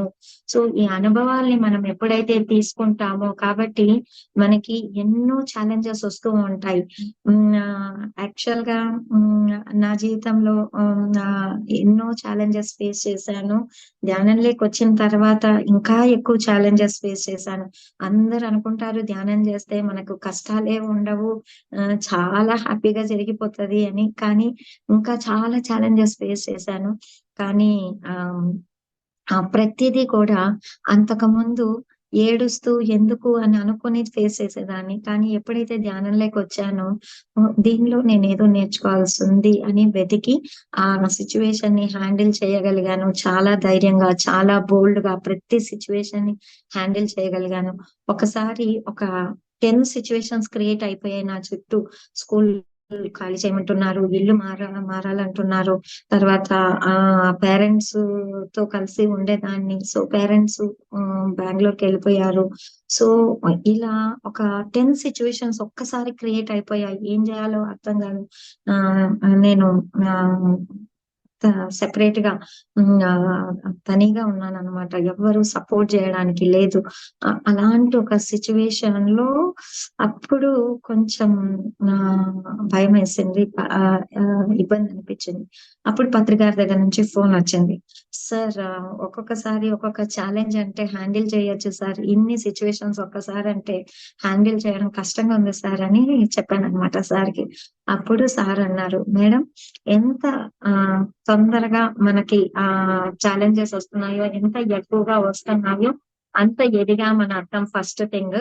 సో ఎంత మనం ఎన్లైటన్ అవుతూ ఉంటామో అంత తొందరగా లెసన్స్ నేర్చుకోవాలి అని అనుకుంటాం. కాబట్టి అనే ఛాలెంజెస్ మనకి వస్తూ ఉంటాయి. బోల్డ్ గా ఫేస్ చేయండి, ఏది వచ్చినా కూడా యాక్సెప్ట్ చేయండి, బోల్డ్ గా ఫేస్ చేయండి. మనము ఫేస్ చేసినా చేయకపోయినా, యాక్సెప్ట్ చేసినా చేయకపోయినా వచ్చే ఛాలెంజెస్ వస్తాయి. వన్స్ మనం దాన్ని యాక్సెప్ట్ చేసామంటే మనకి ఇబ్బంది కలిగించకుండా చాలా తొందరగా మనం దాన్ని దాటగలుగుతాము. లేదంటే చాలా టైం తీసుకుంటాము అండ్ చాలా పెయిన్ఫుల్ గా దాన్ని మనం ఫేస్ చేయాల్సి ఉంటది. సో ఫేస్ ఇట్ బోల్డ్లీ అని సార్ చెప్పారనమాట. సో అలాగా ప్రతి విషయంలో కూడా పర్ఫెక్ట్ గైడెన్స్ ఇస్తూ ఉంటారు సార్. కాబట్టి మనము ఆత్మపరంగా ఎదిగే కొద్దీ అంటే ఒక వీడియో గేమ్ ఆడుతూ ఉంటాం అనుకోండి మనము. చాలా మంది గేమ్స్ ఆడుతూ ఉంటారు. ఫస్ట్ లెవెల్, సెకండ్ లెవెల్‌లో స్లోగా ఎళ్తూ ఉంటదది. మనం హ్యాపీగా క్రాస్ చేసేస్తూ ఉంటాము. లెవెల్ పెరిగే కొద్దీ మనం చాలా ఆహ్, టైం తీసుకుంటూ ఉంటామనమాట. చాలా ఫాస్ట్‌గా ఎళ్తూ ఉంటదది. చాలా టైం తీసుకుంటూ ఉంటాం దాన్ని క్రాస్ అవ్వడానికి. సో, అలాగా మన జీవితంలో కూడా ఆత్మ ఎదిగే కొద్దీ ఛాలెంజెస్ ఎక్కువొస్తాయి మనకి. కానీ అవి ప్రతిదీ కూడా మనం నేర్చుకోవడానికి, ఎదగడానికే అని మనం అర్థం చేసుకోవాలి. సో, అందరూ కలిసి జీవిస్తున్నాం భూమి పైన. అలాగా ఖనిజ రాజ్యము, అలాగా వృక్ష రాజ్యము, జంతు రాజ్యము, తర్వాత మానవ రాజ్యము. హ్యూమన్ కింగ్డమ్ వచ్చిన తర్వాత ఈ శైశవాత్మలు, బాలాత్మలు, తర్వాత యవ్వనాత్మలు, ప్రౌఢాత్మలు, వృద్ధాత్మలు, విముక్తాత్మలు, పూర్ణాత్మలు అందరం కలిసి జీవిస్తూ ఉంటాం. సో మనము ఒకరినొకరు సపోర్ట్ చేసుకుంటూ మనము ఎదగాలి. మనము ఏం చెయ్యాలి? ఏ స్థితిలో ఉన్నామో ముందు మనల్ని మనం ఐడెంటిఫై చేసుకోవాలి. ఆ తర్వాత ఆ స్థితి నుంచి నెక్స్ట్ స్థితికి ఎదగడానికి మనమేం చెయ్యాలి అని చూస్తూ, మనకన్నా కింద ఉన్న స్థితిలో ఉన్న వాళ్ళకి హెల్ప్ చేస్తూ, సపోర్ట్ చేస్తూ, దారి చూపిస్తూ మనం కూడా ఎదగాలి. సో, పక్షులు లేకుండా మనం బతకలేము. వాతావరణంలో ఉన్న పొల్యూషన్ అంతా పక్షుల యొక్క అరుపులతో క్లెన్స్ అవుతాయి. మీకు తెలుసో తెలీదో. అలాగా పక్షులు లేకుండా మనం జీవించలేము. చెట్లు లేకుండా జీవించలేము. జంతువులు లేకుండా జీవించలేము. ఎందుకంటే ఆ జంతువుల వల్ల ఎంతో లబ్ధి పొందుతున్నాం మనం.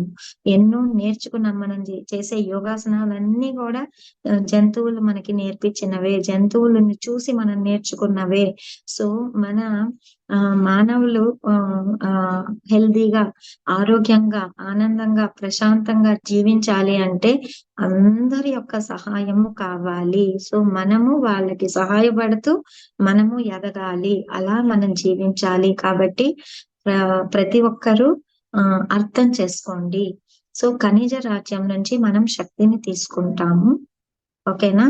సో తర్వాత వృక్ష రాజ్యంకి మనం తీసుకోవడానికి ఏం లేదు. అది ఆల్రెడీ మనకి ఇస్తూనే ఉంది. కానీ వాటిని మనం చాలా కేర్ తీసుకోవాలి. మనం జాగ్రత్తగా వాటిని పెంచాలి. చెట్లకు దగ్గరగా మనము, ప్రకృతికి దగ్గరగా మనం జీవించాలి. తర్వాత జంతు రాజ్యానికి మనము ప్రేమ చూపించాలి, కరుణ చూపించాలి. కరుణ అని ఎవరిపైనైనా అయ్యో పాపం అనాలంటే జంతు రాజ్యానికే చూపించాలి. మనుషులకి కాదు. మనుషులకి కరుణ అక్కర్లే, ప్రేమ అక్కర్లే, ఏమీ అక్కర్లేదు.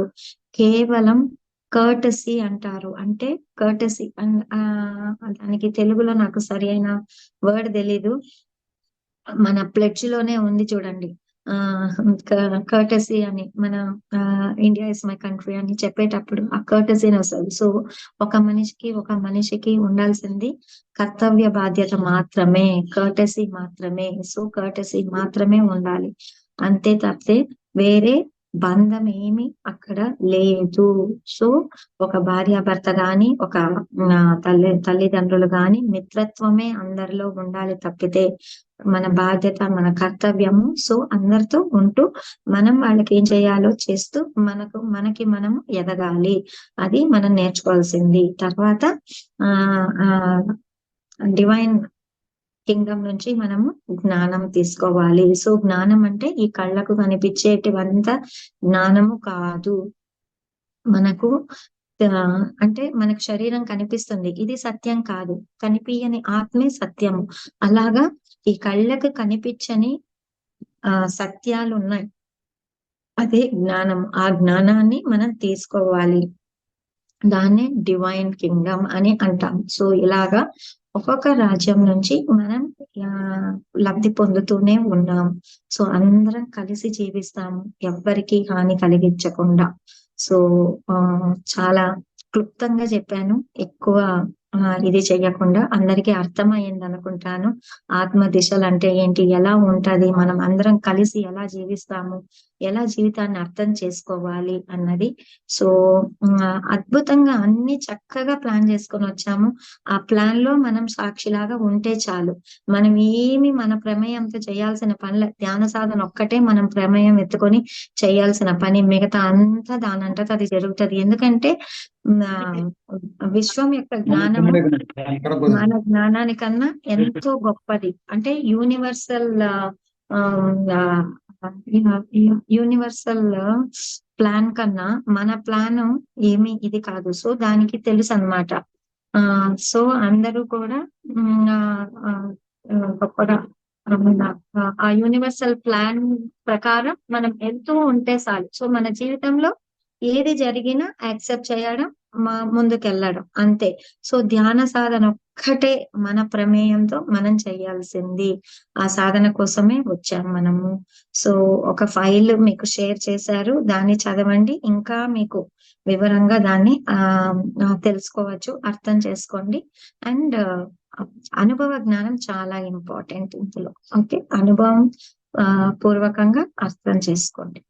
సో థ్యాంక్ యూ ఫ్రెండ్స్, నాకు ఈ అవకాశం ఇచ్చినందుకు. థ్యాంక్ యూ అమ్మా, థ్యాంక్ యూ సో మచ్. ఎంతో అద్భుతంగా, ఎంతో క్లుప్తంగా, సరళమైన భాషలో అందరికి అర్థమయ్యేటట్టు. మరి ఆత్మ యొక్క దశలు, అవి ఏ దశలో ఎలా ఉంటాయి, మరి ఖనిజ సంపద నుంచి ఉప సంపదగా, అట్లాగే జంతు సంపదకి ఎలా మారుతాయి, ఇట్లా ఎన్నో విషయాలు అద్భుతంగా తెలియజేశారు. మిమ్మల్ని ఈరోజు ఈ జూమ్ సెక్షన్ ద్వారా కలుసుకోవడం మా అందరి భాగ్యం. అట్లాగే ఈ సెషన్ లో అమ్మ ఎంతో మంది స్త్రీమూర్తులు ఉన్నారు. వాళ్ళందరికీ మీరు ఇచ్చే మెసేజ్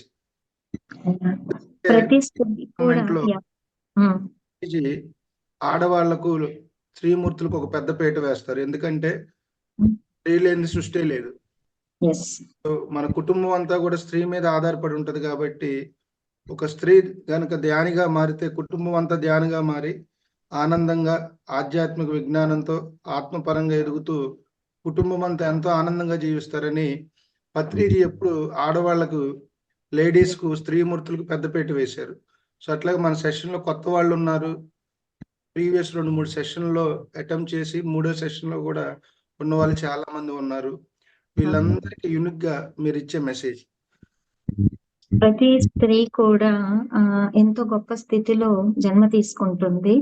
సో కాబట్టి గొప్ప గొప్ప జీవిత పాఠాలు, సహనము, ప్రేమ, ఓర్పు, ఇవన్నీ కూడా, ధైర్యము, అండ్ సరి అయిన ఆలోచన విధానము, నిదానము, ఇవన్నీ ఏవైతే జీవితానికి చాలా ఇంపార్టెంటో ఆ గుణాలతో పుట్టడమే స్త్రీ తత్వం అంటే. సో ఆకారం కాదు. సో స్త్రీ అన్నది ఒక రూపం కాదు, ఒక క్వాలిటీ అన్నమాట. తత్వం, స్త్రీ తత్వం అంటారు.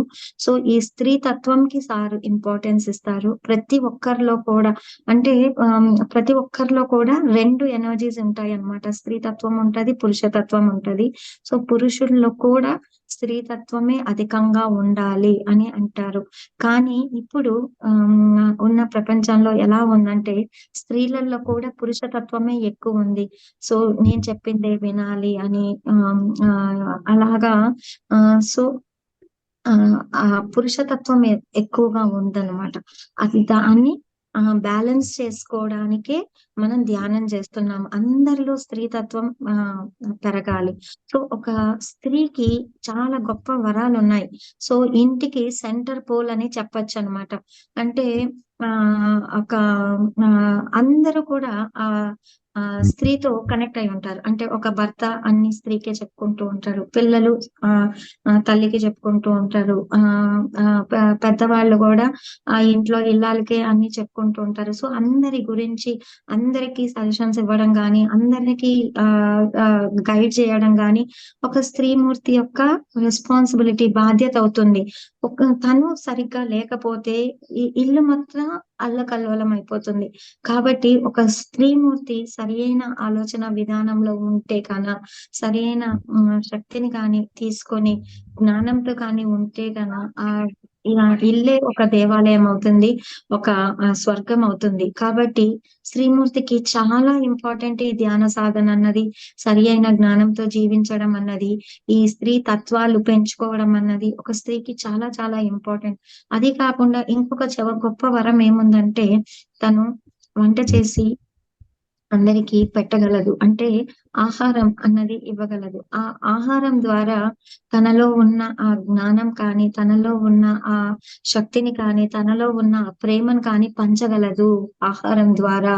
సో, ఈ గుణాలతో ఒక స్త్రీ ఎప్పుడైతే వంట చేస్తుందో, ఇవన్నీ కూడా కుటుంబానికి ఆటోమేటిక్ గా పోయి చేరుతది. తను నోరు తెరిచి చెప్పాల్సిన అవసరమే లేదు. ఇగ తనేదైతే అనుకుంటుందో, తనేదైతే ఇవ్వాలనుకుంటుందో ఆహారం ద్వారా చక్కగా అందరికీ చేరుతుంది. సో, ప్రతి స్త్రీ కూడా ఖచ్చితంగా ధ్యానం చెయ్యాలి. సో, మనము ఇంట్లో హౌస్ వైఫ్ గా ఉంటామా, బయటకెళ్ళి చెప్తామా, ఇవన్నీ కాదు. వర్క్ చేయాలి, ఇంటికి సపోర్ట్ చేయాలి, అవన్నీ ఉన్నా కూడా ఒక స్త్రీతత్వంతో జీవించాలి ఫస్ట్. అండ్ పురుషులు కూడా ఆ స్త్రీతత్వాన్ని పెంచుకోవాలి. సో, ఇదే ధ్యానం మనకిచ్చే మార్పు. సో, ధ్యానం చేస్తున్నప్పుడు మనలో ఉన్న ఆ గుణాలన్నీ చాలా తొందరగా పెరుగుతాయన్నమాట. కాబట్టి సహనము, ఓర్పు పెరుగుతుంది. ప్రేమతత్వం పెరుగుతుంది. అందరినీ మనము ఒకే రకంగా ప్రేమించగలుగుతాము. సో, మిత్రత్వం పెరుగుతుంది. సో, ఇల్లే ఒక వైకుంఠం అవుతుంది. మనం ఎక్కడో పరిగెత్తనక్కర్లేదు భగవంతుడిని చూడడానికి. దివ్య దేశాలకి పోనక్కర్లేదు. మన ఇల్లే చాలు మనకి. సో, ఇంటి నుంచే స్టార్ట్ అవ్వాలి ఏది కూడా. సో, మనము ధ్యానం చేసి మనలో వచ్చే మార్పులు చూసి మిగతా వాళ్ళు కూడా అందుకుంటారు. చాలా మంది అంటారు, నేను చేస్తున్నానండి కానీ ఎవ్వరు చెయ్యరు, నేను ఎంత చెప్తున్నా వినట్లేదు అని. మనం ఏది చెప్పాల్సిన అవసరం లేదు. మనలో వచ్చే మార్పు చూసి ఆటోమేటిక్ గా మిగతా వాళ్ళు కొంతమంది హస్బెండ్స్ ధ్యానం చేస్తుంటారు, కొంతమంది వైఫ్ చేస్తుంటారు. సో, పార్ట్నర్స్ దాన్ని యాక్సెప్ట్ చెయ్యరు. ఎందుకు చేస్తావంటారు, సో ఇప్పుడే అవసరమా అంటారు, ఇంట్లో డిస్టర్బెన్సెస్ ఉంటాయి. సో, ఇవన్నీ సహజం. కానీ మనలో మార్పు అనేది కనిపించినప్పుడు ఆటోమేటిక్ గా, నేను చెప్పాను కదా, మా పిల్లల్ని చూసి మేము ధ్యానం స్టార్ట్ చేసాం, రెగ్యులర్ గా చేయడం అన్నది. అలాగా ఆ మార్పు అన్నది కనిపించినప్పుడు ఆటోమేటిక్ గా అందుకుంటారు. సో, మనం ఆహారం ద్వారా ఇవ్వచ్చు, మన మాటల ద్వారా ఇవ్వచ్చు, జ్ఞానాన్ని, ప్రేమని ఇవే పంచాలి తప్పితే మన ద్వేషాన్ని, భయాల్ని, సందేహాల్ని ఇవి పంచకూడదు. ఇవి ఏమాత్రము చెప్పకూడదు. అందుకే పత్రికారు no complaints, no judgement, no comparisons ఇవన్నీ చెప్పిస్తూ ఉంటారు. సో, ఇవన్నీ మన లైఫ్ లో మనం ఎప్పుడైతే అలవాటు చేసుకుంటామో అప్పుడు హ్యాపీగా జీవిస్తాం. సో, ప్రతి స్త్రీకి చాలా చాలా అవసరం. అండ్ స్త్రీలు కానీ తలుచుకుంటే ఏదైనా చాలా ఈజీగా సాధించగలుగుతారు. సో, ఎందుకంటే వాళ్ళు చాలా చక్కగా ప్రణాళికలు వేయగలుగుతారు. వాళ్ళకి దేహపరంగా బలం ఉండకపోవచ్చు కానీ మానసికంగా ఎంతో స్ట్రాంగ్ గా ఉంటారు వాళ్ళు. సో, కాబట్టి స్త్రీలు మానసిక స్ట్రెంగ్త్, నాకు కూడా అంతే, శరీరం స్ట్రాంగ్ ఉండదు కానీ మనసు చాలా స్ట్రాంగ్. అందుకనే ఏమనుకున్నా కూడా నేను చేయగలుగుతాను, ఇది నేను చేయగలనా అనే సందేహం ఏ రోజు రాదు. పెద్ద పెద్ద ప్రోగ్రామ్స్ 7 days యజ్ఞం ఆర్గనైజ్ చేస్తున్నాం తిరువన్నామలైలో. సో, స్టేజ్ మొత్తం నేనే హ్యాండిల్ చేస్తాను, పత్రికారు ఇవన్నీ ట్రాన్స్లేషన్ చేస్తాను. సో, ఇలాగా ఏదైనా అసలు ఒక మ్యాగజైన్ రన్ చేయడం కానీ ఏది కూడా నాకు కష్టమని అనిపించలేదు. ఆడుతూ పాడుతూ చేసేసాను. సో, ఇన్ని నాకు తెలుసా, ఇంత చేయగలుగుతానా అని నన్ను నేను చూసుకున్నాను అనమాట. అలాగా ప్రతి ఒక్కరూ కూడా అన్ని చేయగలుగుతారు, ఇంకా చక్కగా చేయగలుగుతారు.